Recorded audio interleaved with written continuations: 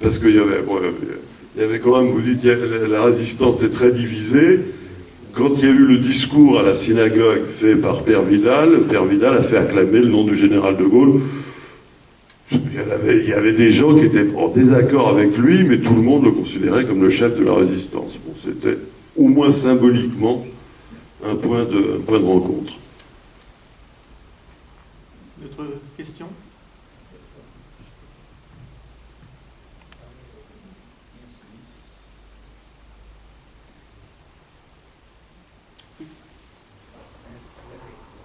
Baptiste ? Bonjour. Alors, on va attendre le micro. Merci.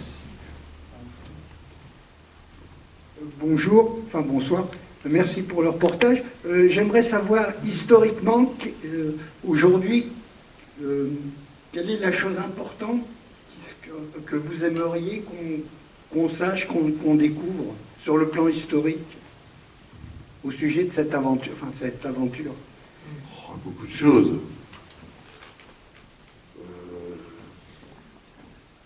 D'abord qu'on peut être à la fois patriote et internationaliste, que c'est pas contradictoire. Ça déjà, si on pouvait comprendre ça, aujourd'hui, ça me paraît important. Qu'on peut être étranger et aimer... On peut être étranger et aimer la France jusqu'au point de chanter la Marseillaise, de combattre et de risquer sa peau pour la libérer. Alors bon, voilà. Quelles sont les conséquences aujourd'hui de ça? Je sais pas, par exemple, je fais partie du comité de soutien qui a été créé pour le transfert des cendres de Manouchian au Panthéon. Voilà. Ça me paraît essentiel que celui qui a été le chef des FTP-MOI à Paris, qui a été fusillé au Mont-Valérien, sur qui Aragon a écrit ce poème qui est devenu une chanson de Léo Ferré qui s'appelle La Fiche Rouge, qui a été un des plus grands combattants de la résistance à Paris et qui était arménien. C'est normal que un étranger qui s'est battu pour la France, pour la liberté de la France, soit au Panthéon. Voilà, moi je vois, c'est une des leçons que j'en tire. Surtout qu'il y a un film de Georges Amat sur La Fiche Rouge. Oui, bien sûr. Voilà. Mais, je sais pas, après c'est à chacun d'en tirer des leçons. Hein, c'est pas...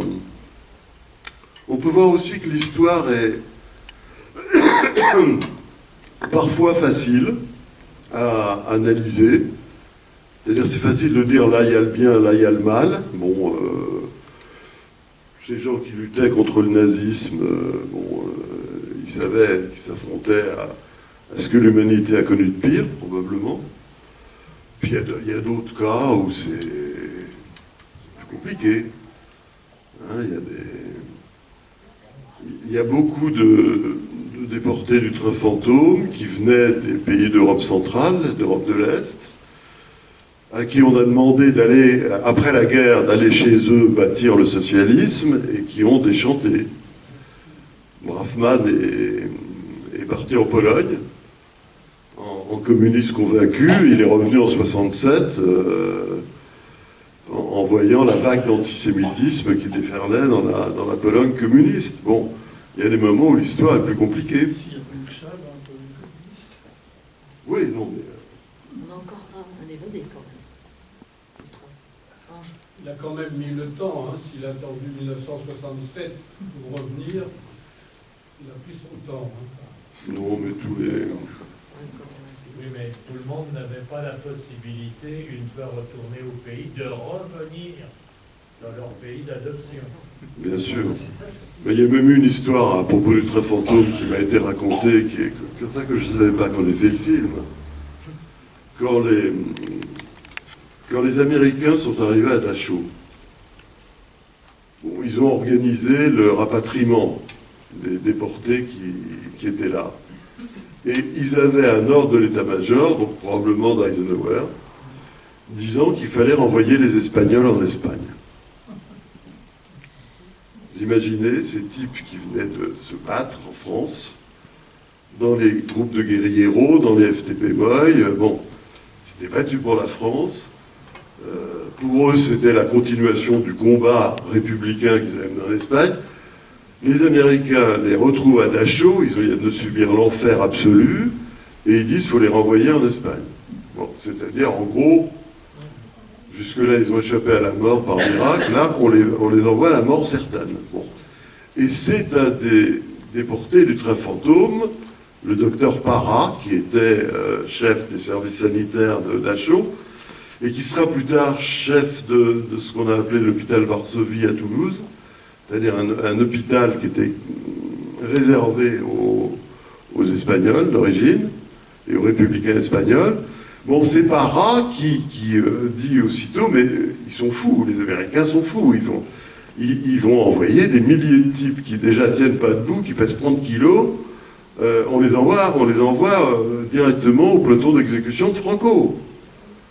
Et il avertit immédiatement, parce qu'il y a des comités clandestins, surtout à la fin, Sempron en parle très bien, il y a des comités clandestins dans les camps, et le comité international était dirigé par un type admirable qui s'appelle Michelet, qui a été ensuite ministre du général de Gaulle, qui était un résistant d'origine chrétienne de Brive, et c'est lui qui coiffait le comité de résistance internationale à Dachau. Et c'est Parra qui convainc Michelet, et Michelet va voir les autorités américaines qui viennent de pénétrer dans le camp et leur dit « Vous êtes fous, quoi. Renvoyez-les là où ils ont été arrêtés. Ne les renvoyez pas chez eux, vous les envoyez à la mort. » Et ça a été à 2 doigts. Voilà. Donc, des choses comme ça, un peu étranges. Mais je crois que quand ils ont découvert Dachau, et ça, Sempron en parle très bien, le tout début de l'écriture et la vie, c'est quand même sur l'effarement des Américains qui arrivent quand tu vois ce qu'ils voient, quoi. Bon. Personne ne pouvait imaginer. Personne ne pouvait imaginer.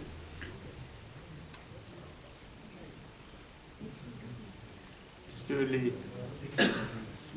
lycéens, les jeunes ont une ou deux questions, justement? Parce que je pense que le fait de voir ce film, les cérémonies comme celle qu'il va y avoir la semaine prochaine, ce n'est pas que pour les anciens. D'ailleurs, avec le temps, il viendra bientôt le dernier des survivants, des rescapés. Mais ce qui est important pour Sempron, comme pour d'autres, c'est ce que l'on appelle le travail de mémoire, plus que le devoir de mémoire, c'est-à-dire le travail de mémoire pour savoir ce qui s'est passé et la transmission de la mémoire. On est aujourd'hui dans des générations où ce sont les petits-enfants qui écrivent, et souvent c'est au niveau de romans, je pense notamment à l'origine de la violence de Fabrice Imbert ou d'autres ouvrages. Il y a un certain nombre d'études qui sont faites. Et je dirais que toutes ces cérémonies auxquelles vous êtes bien évidemment conviés, c'est aussi pour vous, pour nous tous, les générations des enfants, maintenant des petits-enfants, voire même des arrière-petits-enfants, de ceux qui ont connu la Deuxième Guerre mondiale, de ceux qui ont été dans la résistance, de ceux qui ont été déportés, qui ont pu revenir. Voilà, je dirais, tout ce travail, ce n'est pas pour le garder entre anciens, mais c'est bien évidemment avant tout pour vous et puis pour vos futurs enfants. Donc peut-être vous avez des questions, des remarques. J'ai toujours les questions les plus bêtes, c'est celles qu'on ne pose pas. Donc n'hésitez pas, même si vous pensez une question qui vous paraît pas très intelligente, mais au contraire, je pense que c'est important que vous puissiez vous exprimer.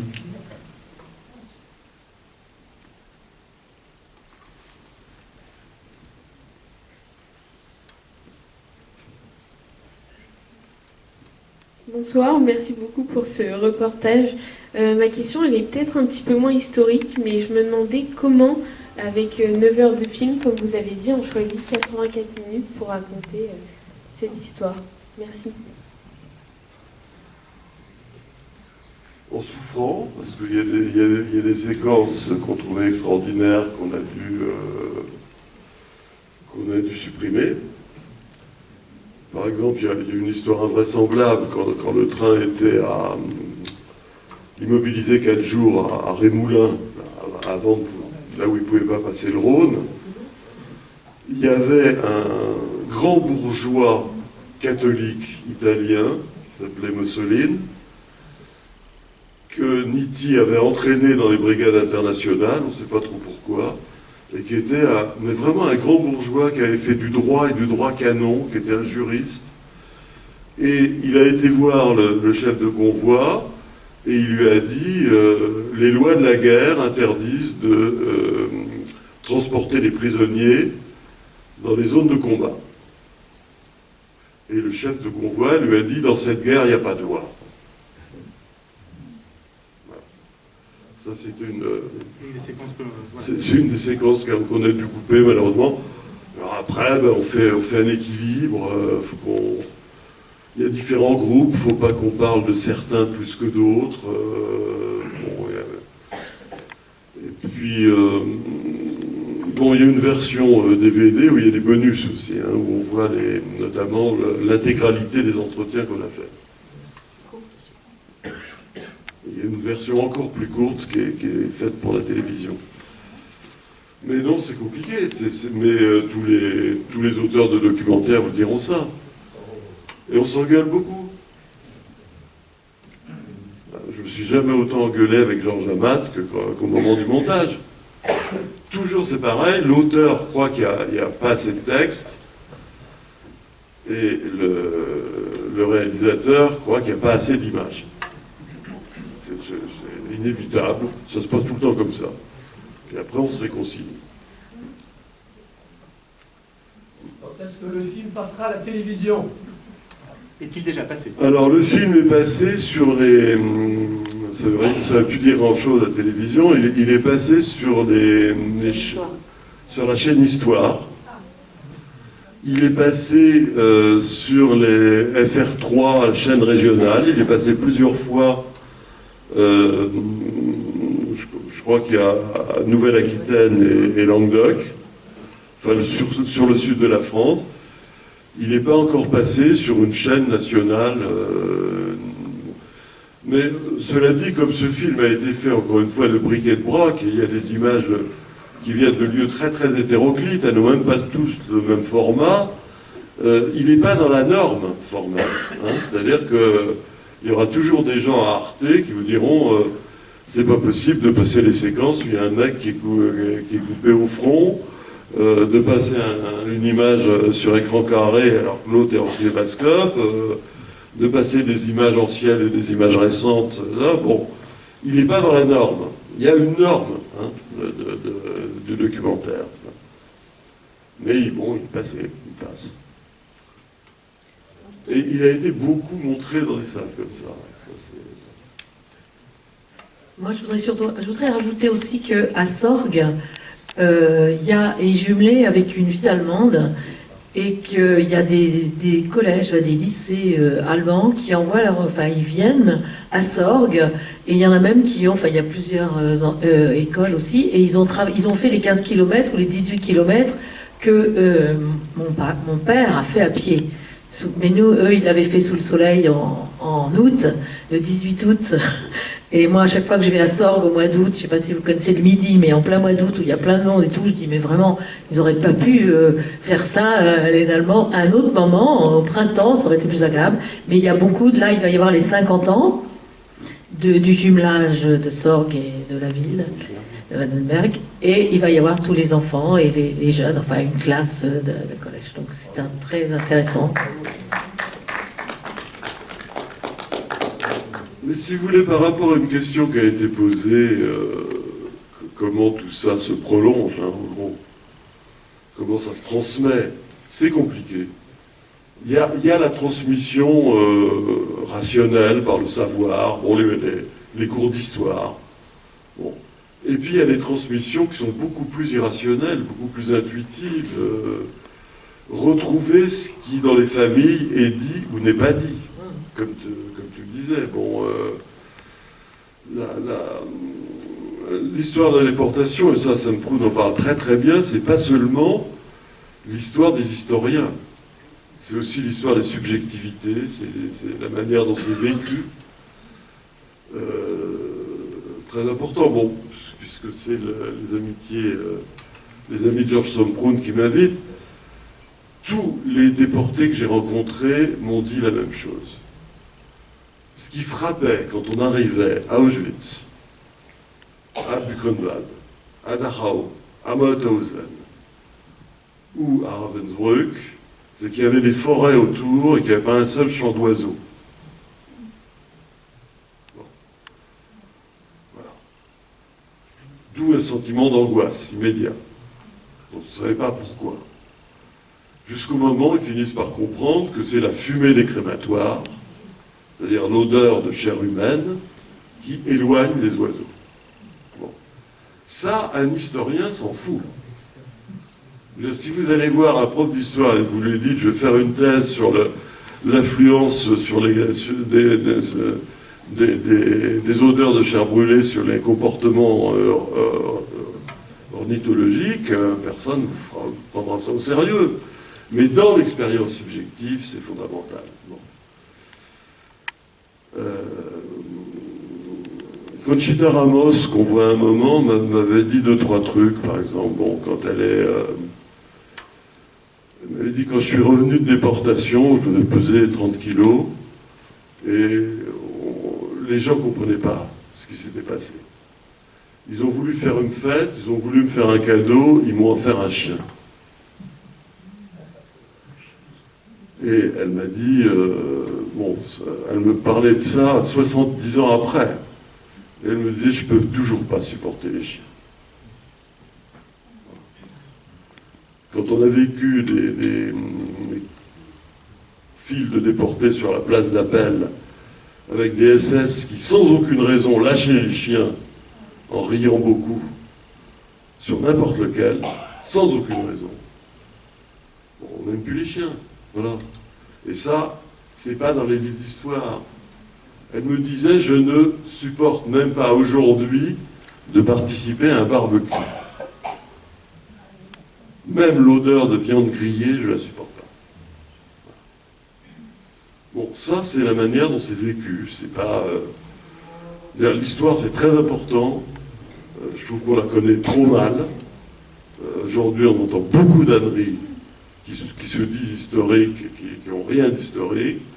La conscience historique, c'est quelque chose qui doit se former, mais il y a aussi l'expérience vécue, et ça, c'est ça qui se transmet, au moins autant. Au fait, quand on voit qui étaient ces gens-là, comment ils se sont battus, comment ils ont risqué leur vie, ce qu'ils ont subi, bon, ben on se dit, la résistance, c'est pas un truc qui est limité aux années 40-45. Ça vient de plus loin et ça va plus loin. C'est-à-dire qu'on finit par se demander s'il n'y a pas dans l'esprit de la résistance, dans les valeurs de la résistance, quelque chose d'éternel qu'on peut retrouver bien avant et dont on espère qu'on pourra le retrouver bien après. Mais ça dépend de chacun, ça dépend de chaque génération. On peut aussi décider d'oublier.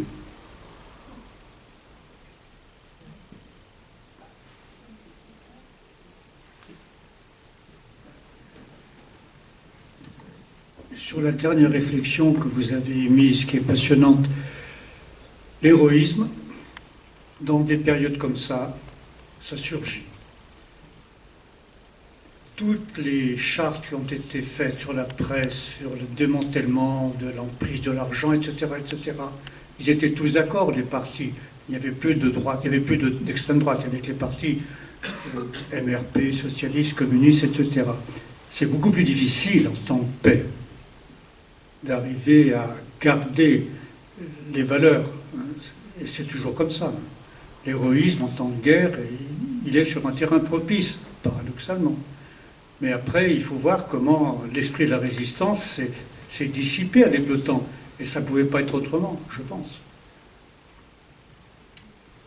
Oui, ça serait pas mal que, par exemple, on étudie dans les écoles ce qu'a été le programme du Conseil national de la résistance, comment il a été fait, par qui, quel compromis il reflétait, et voilà, bon. C'est vrai que c'est à voir dans le contexte. On n'impose pas, par exemple, que la presse soit entièrement indépendante de n'importe quelle puissance d'argent que ce soit, ce qui a été fait à l'époque. On ne pourrait pas la poser dans une période comme la nôtre, comme dans une période où la plupart des patrons de presse avaient collaboré. et venait d'être exproprié. On n'impose pas certaines lois sociales quand le peuple est en armes. On n'impose pas les mêmes. Bon, voilà. Donc il y a eu un contexte historique. Et il y a eu la grande intelligence du général de Gaulle. Donc, c'est Régis Debray qui a une formule extraordinaire. Il dit l'histoire de la résistance, c'est l'histoire d'une guerre civile qui n'a pas eu lieu. C'est-à-dire, tout était là. Enfin bon. Vous voyez, Christian Morel, il vient d'une famille de maurassiens antisémites. Et il devient ami dans le train avec ton père. Pendant 50 ans, oui, Hein, qui est d'une famille de diamantaires juifs d'Anvers, elle-même issue du ghetto de Cracovie. Et ils sont amis pendant 50 ans. Bon, c'est des choses comme ça. Mon père était rabbin. Et ton arrière-grand-père était rabbin, en plus. Bon. Donc, voilà. Et De Gaulle a compris qu'il y avait des compromis à faire. Vous savez, quand on lit, par exemple, le livre de Malraux, qui est souvent sujet à caution sur De Gaulle, on voit que De Gaulle, au fond, les deux grands sujets de fierté qu'il avait, c'est comme ça qu'il en parle à la fin de sa vie, même si Malraux lui fait peut-être dire un peu, c'était l'appel du 18 juin et la sécurité sociale.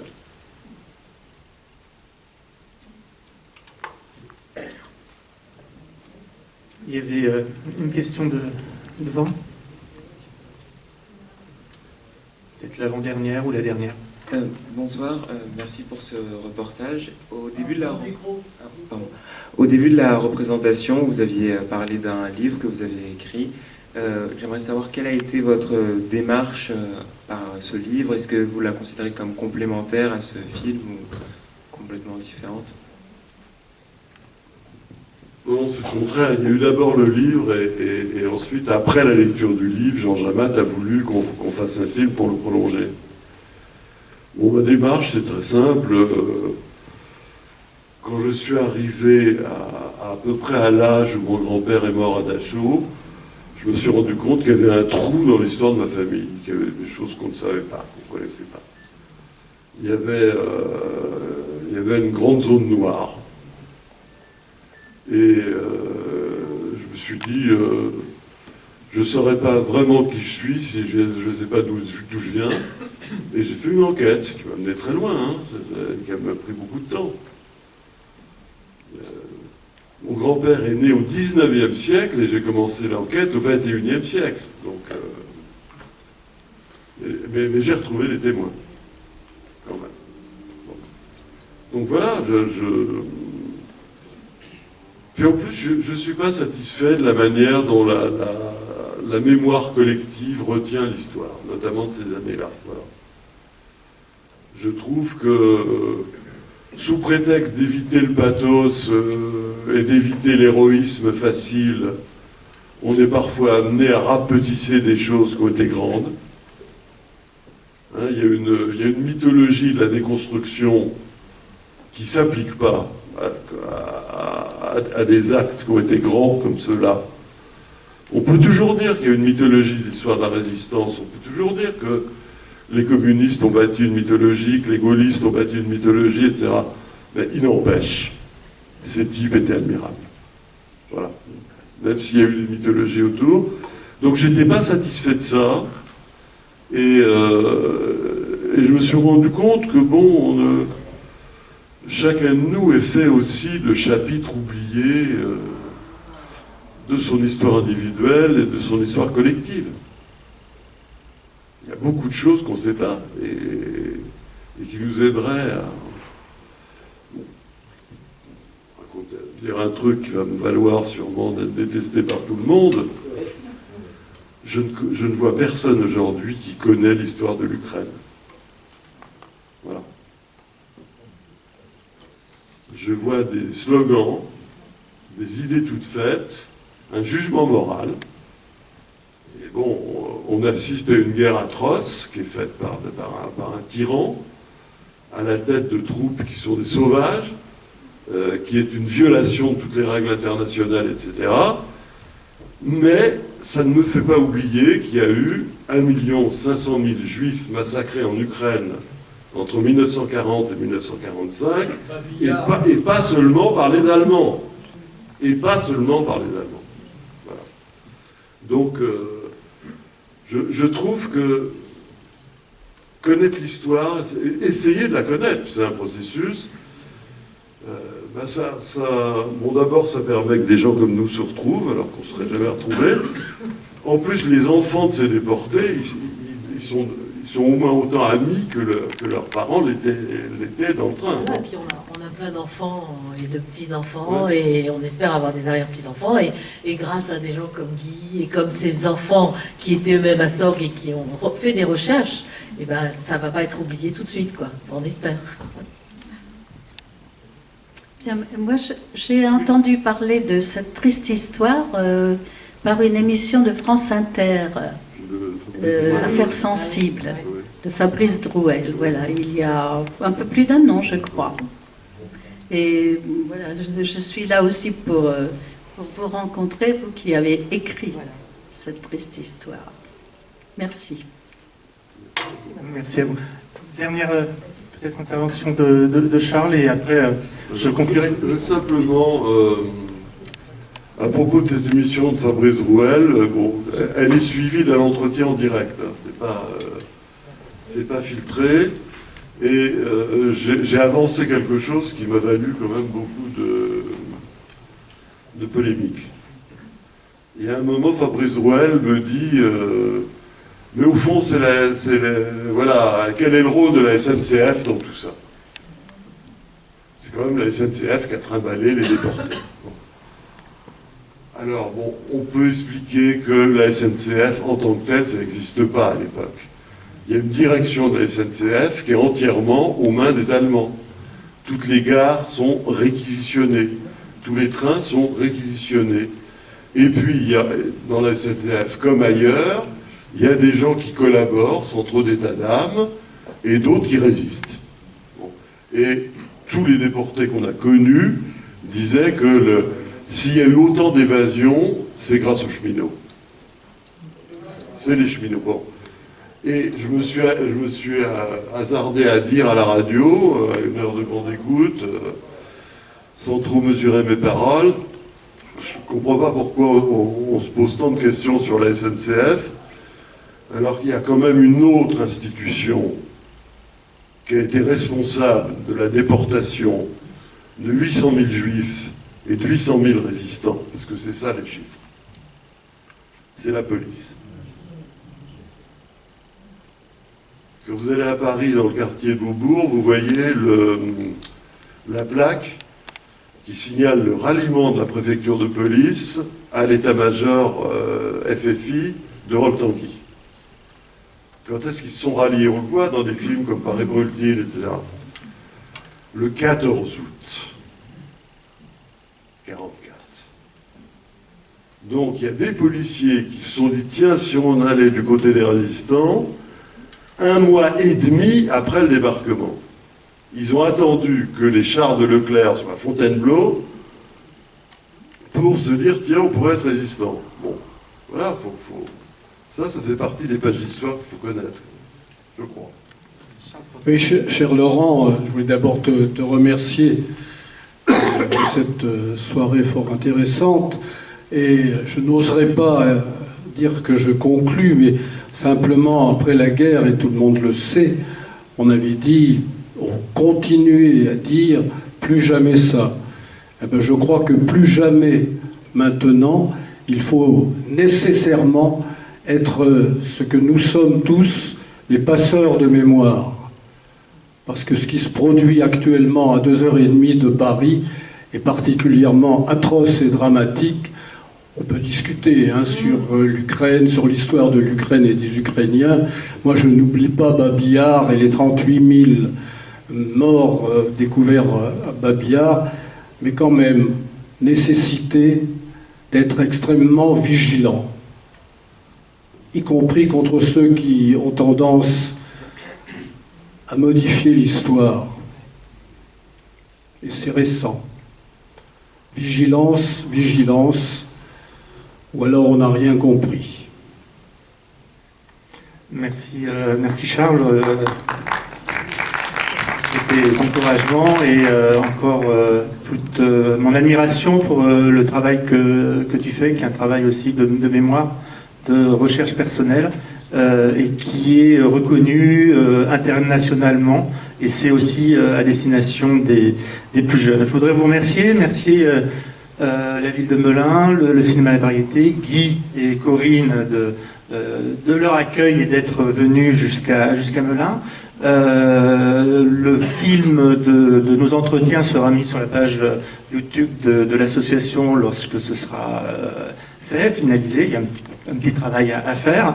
Je vous indique la date de notre prochaine activité qui aura lieu à la ferme des Jeux de Volpénil. Ce sera le mardi 10 mai à 18h.